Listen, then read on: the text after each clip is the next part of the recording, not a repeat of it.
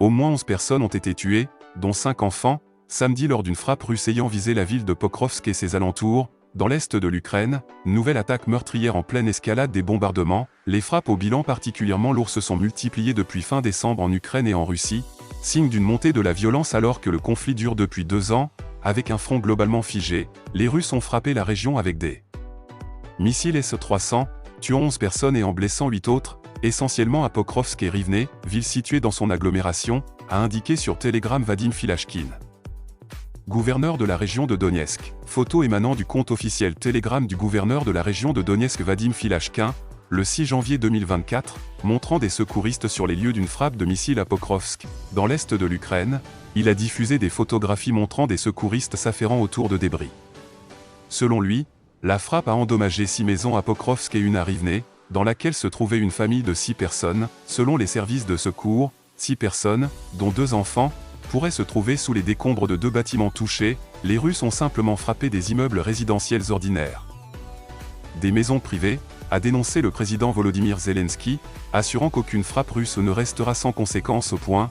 La ville de Pokrovsk, qui comptait 60 000 habitants avant la guerre et qui est située à une cinquantaine de kilomètres du front, avait déjà été touchée par un bombardement meurtrier en août 2023, qui avait fait 9 morts et 82 blessés. Ailleurs en Ukraine, un adulte et 2 enfants ont été blessés dans des bombardements dans la région de Kherson, dans le sud. Une personne est morte à Toretsk, près de Bakhmout, et une autre a été tuée et 2 blessés à Nikopol, dans l'est, selon les autorités régionales. Dans les territoires occupés par la Russie, 2 personnes ont été tuées par des bombardements ukrainiens sur Makivka et Gorlivka, dans l'est, lors d'une attaque qui a aussi fait plusieurs blessés, ont indiqué les autorités locales installées par Moscou.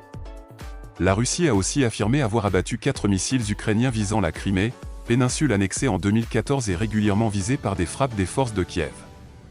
Elle a aussi dit avoir détruit 6 missiles ukrainiens navals Neptune au-dessus de la mer Noire. De son côté, l'armée ukrainienne a affirmé avoir frappé la base aérienne de Saki dans l'ouest de la Crimée, la péninsule étant un important nerf pour la logistique des forces russes en Ukraine.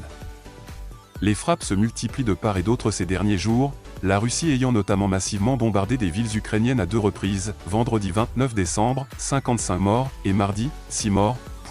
L'Ukraine a pour sa part visé à de multiples reprises la ville russe de Belgorod, à 50 km de la frontière, dont notamment lors d'une attaque sans précédent samedi dernier, qui a fait 25 morts. Ces attaques ont également fait des centaines de blessés.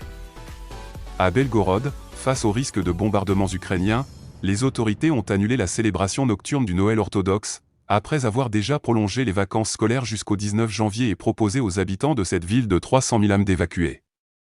Ces mesures inédites pour une grande ville en Russie donnent un coup aux ambitions du Kremlin, qui s'est toujours efforcé de donner l'image que le conflit n'affecte pas directement le quotidien et la sécurité des Russes. Autre épine dans le pied des autorités, des femmes de Russes mobilisées pour combattre en Ukraine en septembre 2022 sur ordre de Vladimir Poutine ont mené une action symbolique de protestation au pied des murs du Kremlin samedi en déposant des fleurs sur la flamme du soldat inconnu. Car la colère gronde malgré la peur chez les compagnes de mobilisés qui exigent leur retour du front, un sujet sensible pour le Kremlin qui s'est jusqu'à présent gardé de réprimer ce mouvement naissant comme il le fait pour toute autre contestation de sa politique. J'ai l'impression que nous les dérangeons. Mais personne ne restera silencieux.